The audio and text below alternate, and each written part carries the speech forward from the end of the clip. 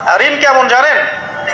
ওই যে এখন মানুষ ঋণ নিচ্ছে 1 কোটি টাকা ব্যাংক থেকে, 2 কোটি টাকা ব্যাংক থেকে, হ্যাঁ, কত বছর, 10 বছরের জন্য, 20 বছরের জন্য বাড়ি করছে, তাই না? তার ধারণা এমন যে সে মারা গেলে তার ঋণটা কেউ না কেউ শোধ করে দিবেই দিবে, তাই তো?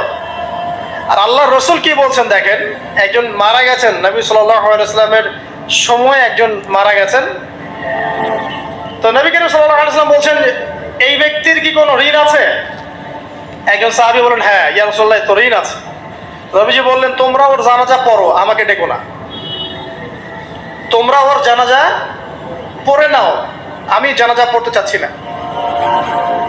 আমি এখন কেমন করে আপনাকে বুঝাবো ঋণ কত ভয়ঙ্কর জিনিস। আপনি যে ব্যাংক থেকে 3-4 কোটি টাকার লোন নিয়ে রাখছেন, লাখ লাখ টাকা লোন নিয়ে বসে আছেন, দিব্যি সুখে বসে আছেন, এমন চিন্তায় যে আপনার মৌত হবে না। আর নবী সাল্লাল্লাহু আলাইহি ওয়াসাল্লাম সময়ে একজন মারা যাচ্ছেন, তিনি বলছেন তোমরা জানাজা পড়ে নাও, আমি জানাজা পড়তে চাচ্ছি না। মানে ঋণগ্রস্ত ব্যক্তির জানাজাও তিনি পড়তেন না। তারপরে একজন এসে বললেন, ইয়া রাসূলুল্লাহ, আমি তার ঋণ শোধ করে দিব, তার যা ঋণ আছে আমি শোধ করে দিব। তখন নবী এসে জানাজা পড়লেন সাল্লাল্লাহু আলাইহি ওয়াসাল্লাম। তো আপনার এই কোটি কোটি টাকা ঋণ শোধ করার লোক তো রেডি আছে নাকি? আছে না? সমস্যা নেই, আপনার জানাজা পড়া হবে। কারণ হুজুরকে আপনি 5,000 টাকা দিবেন, হুজুর জানাজা পড়াই দিবে, কোনো সমস্যা নেই।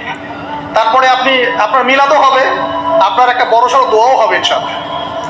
কিন্তু আল্লাহ পাক বলেছেন যে শহীদ, আল্লাহর পথে যুদ্ধ করে শহীদ হয়েছে, এই ব্যক্তির আত্মাও ঝুলে থাকে যতক্ষণ পর্যন্ত না তার ঋণটা শোধ করা হয়।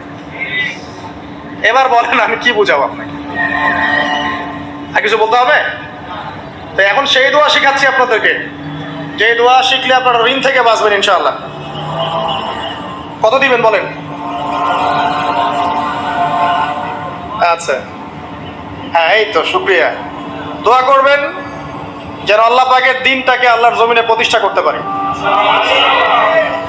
আমার সাথে বলেন, দোয়াটা হচ্ছে আল্লাহুম্মা ইকফিনি বিহালালিকা আন হারামিকা ওয়া আগনিনি বিফদলিকা আম্মান সিওয়াকা।